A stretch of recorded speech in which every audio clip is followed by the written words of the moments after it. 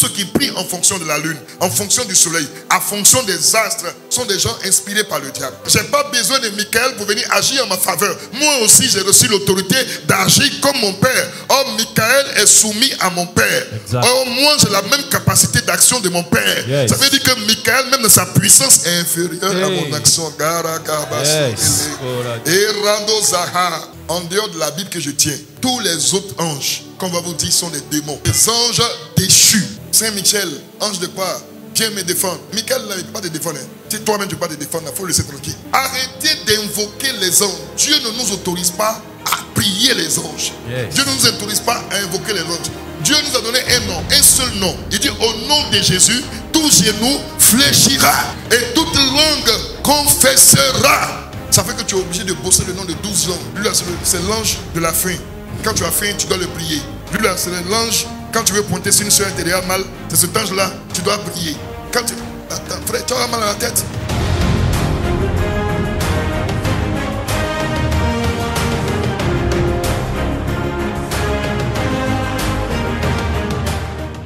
Les dangers du culte aux anges. Vous savez, là où on parle de culte, on parle de vénération, on parle d'adoration, de révérence. Aujourd'hui, nous voyons certains de nos frères et sœurs rendre culte aux anges, invoquer les anges, prier les anges, parler avec les anges. Quand bien même que les anges sont en mission auprès de nous, il ne nous revient pas à nous de les invoquer, de les prier et même de les adorer.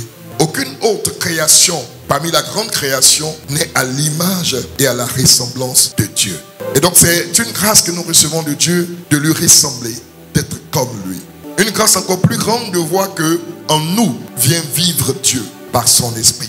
En aucun ange le Saint-Esprit ne vit, mais en nous Dieu vit. Le danger de culte aux anges nous donne un tableau qui définit deux catégories d'anges. Les anges de la première catégorie qui sont appelés les anges de Dieu et ceux de la mauvaise catégorie qui sont appelés les anges déchus ou encore démons. Les anges sont des créatures spirituelles au service de Dieu, des missionnaires envoyés par Dieu pour exécuter la volonté de Dieu à nos côtés.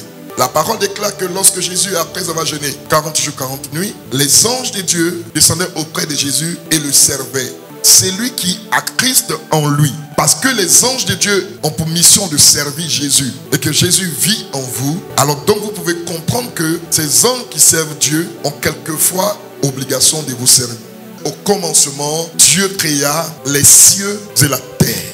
Le premier ciel, c'est le monde physique, le monde réel, naturel. Là où il y a l'oxygène pour permettre aux hommes de pouvoir vivre, de pouvoir respirer. Ça, c'est le premier ciel. Mais au-delà du premier ciel, il y a un second ciel qui est appelé le deuxième ciel, qui est celui, le monde de la lumière et également le monde des ténèbres.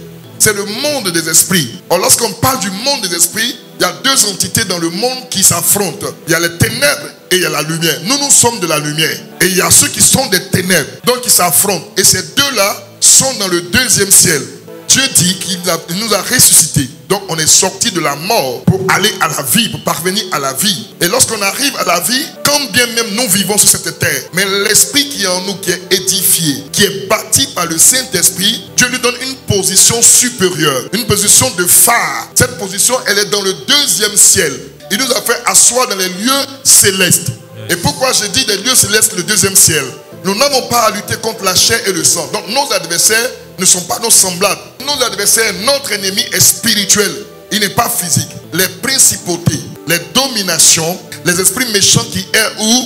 Dans les lieux célestes. Or, Éphésiens 2, verset 6 dit que il nous a fait asseoir dans les lieux célestes, là où sont également nos adversaires.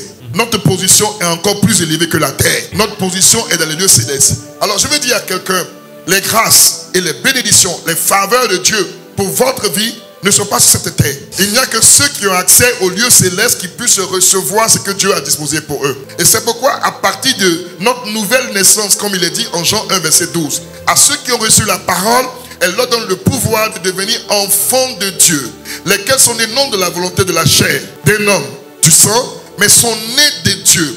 Donc à partir de cette nouvelle naissance, nous sommes déconnectés de la chair. Notre chair, cette enveloppe qui nous donne de nous mouvoir, n'a pas de valeur. Et elle ne peut que subsister, vivre, se mouvoir sur la terre physique. Or, les bénédictions, avant qu'elles ne se matérialisent, elles sont d'abord spirituelles. Béni soit Dieu, Père de notre Seigneur Jésus, qui nous a bénis de toutes sortes de bénédictions spirituelles dans les lieux célestes. Donc pour avoir accès à ces choses, il faut être spirituel pour les obtenir dans les lieux célestes. Yes. En fait, je veux dire à une sœur que l'homme pour qui tu pries là, Dieu l'a déjà disposé dans les lieux célestes. La personne qui doit ouvrir de grandes entreprises, qui doit financer ton activité, la personne de grande connexion a été déjà positionnée dans les lieux célestes. Alors il faut que tu sois élevé à cette dimension céleste pour obtenir les bénédictions positionnées dans les lieux célestes, de sorte que tu puisses les vivre matériellement sur la terre. Lorsqu'on est positionné dans les lieux célestes, à la vérité, on n'a pas besoin d'anges pour nous défendre. Alors si nous sommes assis avec Christ dans les lieux célestes, les anges sont là et ils travaillent, mais on n'a pas besoin d'eux pour pouvoir nos besoins. Les anges ont été envoyés sur la terre pour veiller sur ce qui est charnel et pas sur ce qui est spirituel. Parce que les anges eux-mêmes sont des esprits. Et lorsque Dieu nous envoie de la dimension spirituelle, la mission véritable des anges auprès de nous n'a plus raison d'être. Parce que nous sommes élevés à la dimension spirituelle. Ils continueront d'agir, mais ils agiront pour le bien-être des gens charnels, des gens physiques. C'est pourquoi quelqu'un qui n'a pas compris la position que Christ lui a donnée, c'est cette personne qui est toujours en train de chercher un ange pour veiller sur lui. Celui-là est mon ange gardien. Celle-là est mon ange gardien. Écoutez, tout à l'heure nous allons comprendre. Il y a des noms qui sont inventés dans les livres exotériques, mais qui n'ont rien à voir avec la parole de Dieu. Ces noms-là sont invoqués dans le but de donner des démons à des gens, de posséder la vie des gens par des démons. Ce ne sont pas des anges gardiens comme les gens le font croire, mais ce sont des démons en fait qui sont invoqués par des personnes qui ont alliance avec le diable. Et ces démons travaillent pour eux. Mais parce que ces personnes sont vendues au diable et donc leur vie est déjà damnée. Si elles ne se répandent pas, si elles ne changent pas de nature et qu'elles meurent avec ces démons qu'ils appellent anges gardiens, elles vont en enfer. On a déjà la faveur de Dieu. Ça n'empêche pas les anges de continuer leur mission, d'avoir des missions spécifiques auprès de nous, quand Dieu les envoie de manière particulière. Mais ça veut simplement dire que les anges, nous-mêmes quand on marche, on ne marche pas. On n'a pas besoin de marcher avec des anges, parce que la gloire de Dieu à elle se suffit. Le diable ne peut pas avoir accès à nous, parce que la gloire de Dieu nous couvre. Tous ceux qui prient en fonction de la lune, en fonction du soleil, en fonction des étoiles, sont tous des gens possédés par le diable. Parce qu'en fait, ce n'est pas les astres qui définissent notre vie, qui guident notre vie. Notre vie est guidée par le Saint-Esprit et nous dominons les astres. Or, dans le deuxième ciel, la position que les démons ont occupée, c'est de diriger les astres et influencer les hommes charnels. C'est pourquoi les hommes charnels sont après les horoscopes, le culte des anges, la nécromancie, tout ce qui est magie, dans le but de savoir des détails sur leur vie. Pour la simple raison qu'ils sont déconnectés de la position élevée. Je vous ai donné le pouvoir de marcher sur les serpents, les scorpions, sur toute la puissance de l'ennemi, et rien ne pourra vous nuire. Nous n'avons pas à lutter contre la chair et le sang, mais contre les dominations, les principautés, les esprits méchants dans les lieux célestes. Comment toi qui es sur la terre, tu peux lutter avec des esprits dans les lieux célestes? C'est parce que le Seigneur sait qu'il t'a positionné dans les lieux célestes. En Jean chapitre 5, verset 17, Jésus dit: mon Père agit jusqu'à présent, moi aussi j'agis. Donc je n'ai pas besoin de Michael pour venir agir en ma faveur. Moi aussi j'ai reçu l'autorité d'agir comme mon Père. Or Michael est soumis à mon Père. Exact. Or moi j'ai la même capacité d'action de mon Père. Yes. Ça veut dire que Michael, même dans sa puissance, est inférieur à mon action. Et Rando Zaha. C'est-à-dire que Michael, malgré sa puissance, est inférieur à ce que moi je peux faire. Tel est le terrestre, ainsi sont les terrestres. Tel est le céleste, ainsi sont les célestes. Or le dernier homme, la Bible dit dans le texte, il est céleste. Et le dernier homme, c'est Jésus. Il est céleste. Et nous sommes issus de Jésus, donc nous sommes célestes. Exact. Donc les malédictions du terrestre ne peuvent pas influencer le céleste. Donc si dans ta famille il y a une malédiction, aussi longtemps que tu es terrestre, elle peut t'influencer. Okay. Mais quand tu quittes la position du terrestre pour entrer dans la position du céleste, elle ne peut plus t'influencer. C'est pourquoi le diable va te mentir. Il te dira: non, tu ne peux pas te marier. Dans votre famille, personne ne peut se marier. Mais regarde un peu, quand tu écoutes cette parole, regarde toi-même dans le miroir et puis demande: est-ce que tu es céleste ou tu es terrestre? Si tu es terrestre, la malédiction te concerne. Si tu n'es pas terrestre, que tu es céleste, ce n'est plus toi. C'est pourquoi tu vas voir que dans ta famille, la plupart des terrestres sont limités. Mais toi, tu es particulier. Et les gens se demandent comment tu fais. C'est parce que tu es céleste. Le troisième ciel, donc le troisième ciel, qui est appelé par l'apôtre Paul le paradis, là où se trouve la nouvelle Jérusalem. Lorsque nous sommes des citoyens du royaume des cieux, lorsque nous sommes des êtres célestes, nous habitons dans le paradis. Nous jouissons du paradis. Nous jouissons de l'atmosphère du paradis. Nous jouissons de la vie du paradis. Yes. Écoutez, un chrétien connecté au Saint-Esprit peut être dans un endroit troublé où tout le monde a peur et puis lui seul est heureux. Ce n'est pas la même situation, ce n'est pas la même influence. Exact. Les autres sont influencés par la terre, lui il est influencé par le ciel. C'est pourquoi il est serré. Celui qui est céleste a compris que les choses qui sont en face de nous ne sont pas des choses pour nous tuer, mais elles sont une école pour nous donner de comprendre la main agissante de Dieu dans notre vie quotidiennement. Yes. Et c'est pourquoi lorsque nous sommes face de certaines difficultés, nous devons comprendre que c'est la main de Dieu qui est en train d'agir. Il y a un mot qui est souvent utilisé, la Trinité. La Trinité n'est pas un mot de la parole de Dieu. Dans la définition étymologique de la Trinité, c'est trois entités qui poursuivent un même but. La racine de Trinité, c'est trois. Donc c'est trois personnes qui poursuivent un même but.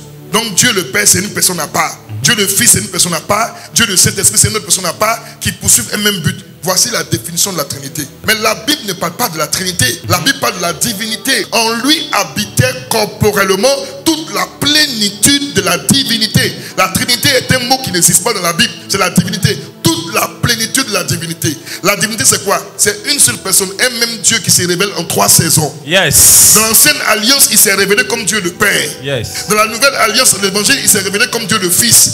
Et dans les actes des apôtres jusqu'à la fin des jours, il s'est révélé comme Dieu le Saint-Esprit. Yes. C'est le même. Si tu veux savoir comment tu peux comprendre cela, prends l'œuf, frère, mets-le au feu. Il cuit. Quand l'œuf a cuit, la coquille là, est-ce que c'est pas l'œuf? Elle représente Dieu le Père. Le blanc, la pureté, est-ce que c'est pas l'œuf? Elle représente Dieu le Fils qui n'a jamais péché. Le jaune, est-ce que c'est pas l'œuf? Si. Il représente la couleur de la chaleur, le Saint-Esprit. Mais quand tu sais pas, c'est plus l'œuf. Pourtant, pour ta cuisine, tu peux dire que j'ai besoin de l'œuf, j'ai besoin du jaune. Pour telle chose, tu peux dire que j'ai besoin seulement du blanc. Pour telle, tu peux dire seulement j'ai besoin de la coque. Mais c'est l'œuf. Il y a des moments où tu dis j'ai besoin du Saint-Esprit. Et il y a d'autres fois, tu dis non, mais je vais écouter un peu, lire un peu la vie du Fils. Dans d'autres thèmes, tu dis je vais comprendre un peu le Père. En dehors de la Bible que je tiens, tous les autres anges, qu'on va vous dire, sont des démons. C'est des anges déchus. Dans la catégorie des anges, il y a le supérieur, le chef des chefs, mais qui s'est révélé dans l'ancienne alliance quelquefois comme un ange. Mais lui, on l'appelait l'ange de l'Éternel. Quand tu entends de la parole de Dieu, l'ange de l'Éternel, ce n'est personne d'autre que Jésus, venu en chair, qu'on appelle la théophanie. Donc Jésus qui se faisait homme pour parler à Abraham, à Moïse. C'est lui, Jésus, qu'on appelle l'ange de Dieu, qui est différent des autres anges. Après, il y a un autre qu'on appelle l'archange Michael. Saint Michel, ange de quoi? Viens me défendre. Michael ne peut pas te défendre. Si toi-même tu ne peux pas te défendre, il faut le laisser tranquille. Arrêtez d'invoquer les anges. Dieu ne nous autorise pas à prier les anges. Dieu nous a donné un nom, un seul nom. Il dit au nom de Jésus, tout genou fléchira et toute langue confessera. Dans la parole de Dieu, il y a un seul archange. Un seul. Quand on dit l'archange, on parle de Michael. Yes. Et ensuite, il y a ce qu'on appelle séraphins qui signifie brûler. Les séraphins sont des adorateurs. Donc, ils sont de la présence de Dieu. Et quand bien même ils sont saints en tant qu'anges, ils ne peuvent pas se permettre de regarder la gloire de Dieu en face. Ces séraphins-là, c'est eux qu'on appelle les quatre êtres vivants devant le trône. Donc, eux, leur mission, c'est d'adorer le Seigneur et de dire Saint, élever la gloire de Dieu, d'élever en dignité, d'élever en position. En fait, leur vie nous donne un enseignement. Toutefois que tu adores Dieu, tu es plus proche de lui. Peu importe le besoin que tu as, oublie ce besoin et puis adore Dieu. Arrête de dire à Dieu, Seigneur, regarde mes besoins, Seigneur, agis. Mais commence à le célébrer. C'est difficile et puis tu l'adores. C'est chaud et puis tu l'adores. Les choses n'avancent pas et tu l'adores. Il y a les chérubins. Les chérubins sont des anges protecteurs. Dans la Genèse, c'est eux qui avaient l'épée, qui remuaient, qui gardaient l'entrée de l'arbre de vie. Après les chérubins, il y a l'ange Gabriel. Gabriel qui signifie Dieu est mon héros. À part ça, tous les autres là viennent des livres magiques, occultes. Donc quand on te dit l'ange Uriel, l'ange Raphaël, l'ange Azraël, l'ange Aïahiel, ce sont des choses inventées dans les cultes exotériques. Et ils font des cultes des anges. Donc c'est des démons qu'ils évoquent. Le livre d'Enoch, c'est une hérésie, c'est une invention qui n'existe pas. Ce sont des apocryphes créés par des gens pour donner caution au ministère des anges déchus. C'est dans ce livre d'Enoch là qu'on enseigne plus sur la pratique des anges. C'est là où on cite des noms des anges bizarres qui n'existent même pas. C'est un livre qui n'est pas canonique, c'est un livre qui n'est pas de Dieu. Lis ta Bible, oublie le livre d'Enoch, c'est un livre magique. Les 70 anges de la Kabbale. Et ils sont enseignés. Or la Kabbale, c'est la magie juive. Les véritables talismans des anges gardiens. Quand on parle de talisman, c'est amulette, c'est fétiche. Donc dans ces livres-là, les gens lisent les choses et puis ils viennent enseigner pour dire, bon, quand tu finis de lire cela, porte la corde rouge ici, porte tel bracelet, porte tel amulette, porte tel truc. Ce sont des talismans, ce sont des choses fétichistes. Vous n'avez pas besoin de toutes ces choses pour que Dieu vous exauce. N'oubliez pas que vous êtes établis dans les lieux célestes. Et malheureusement, c'est comme ça que les gens sont endoctrinés. Ils sont ici, il y en a. Quand tu entres dans les chambres, ils ouvrent la Bible. Ils n'ont jamais lu la Bible, ils ne lisent même pas. Ils ouvrent la Bible, ils met au chevet de leur lit. Et puis ils pensent que ça va les protéger. La Bible est ouverte. Vous savez, les gens quand ils quittent le monde, ils viennent à l'église, ils ne sont pas encore délivrés de leur relation avec les féticheurs. Avant, ils allaient consulter chez les marabouts, les charlatans. Ils sont habitués à cette manière de faire. Donc quand ils viennent à l'église, ils veulent voir le pasteur qui ressemble un peu au féticheur. Le pasteur qui va dire, bon, prends un peu de sel, mets un peu ici, tu vois, prends un peu d'huile, fais ça un peu. Donc ils veulent voir un peu. Quand c'est comme ça, il dit, ça c'est un vrai pasteur. Mais quand le pasteur dit, va, la grâce de Dieu est toi. Ma collègue là, elle m'a dit, allons voir son pasteur. Elle a parlé jusqu'à...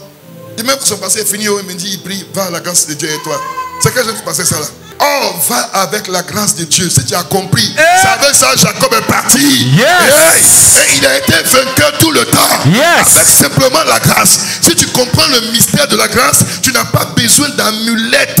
Un chrétien, un véritable chrétien, il va te prêcher la parole. Il va prier pour toi. Il va dire, va avec la grâce de Dieu. Et la grâce va opérer le miracle dans ta vie. Un chrétien, un homme de Dieu qui n'aime pas prier, qui n'aime pas méditer la parole de Dieu, c'est lui qui cherche les petits éléments. Parce que quand tu as une vie de consécration, tu as une vie de prière, tu n'as pas besoin de t'appuyer sur ces petites choses-là. Qu'aucun homme, sous une apparence d'humilité et par un culte des anges, ne vous ravisse à son gré le prix de la course. Par un culte des anges, il va te détourner de la vie éternelle. Si je vis, ce n'est plus moi qui vis, c'est Christ qui vit en moi. Personne n'a été capable de dominer Jésus. Et donc si Jésus vit en nous, nous marchons sereinement, nous avons la victoire en toutes choses. Les démons doivent reconnaître votre autorité. Ils doivent reconnaître la puissance de Dieu qui se met en vous. Ils ne doivent pas avoir peur des anges qui vous accompagnent. Je ne suis pas en train de dire que les anges ne sont pas en mission autour de nous. Dieu envoie les anges en mission autour de nous. C'est lui Dieu qui choisit. Dans la vision que Dieu donne à l'apôtre Jean sur l'île de Patmos, il voit un ange de Dieu. C'est tellement glorieux, tellement merveilleux de voir un ange de Dieu. Jean, touché par ses émotions, se prosterne et il veut adorer l'ange. Il dit, lève-toi, ne te prosterne pas devant moi, ne m'adore pas. Ça veut dire, ne m'invoque même pas, ne me prie pas. Je suis ton compagnon de service. J'ai été envoyé auprès de toi. Adore Dieu lui seul. Prier Jésus, ça suffit. Et gagner du temps. Et il y a des gens qui bossent comme ça le nom des anges. Ils sont là toujours, le nom des anges, tel ange. Donc ils ont l'ange de vendredi, l'ange de jeudi, l'ange de mercredi. Frère, tu n'as pas besoin de toutes ces choses. Juste le nom de Jésus. Juste le nom de Jésus. Juste le nom de Jésus capable de toutes choses. Juste le nom de Jésus.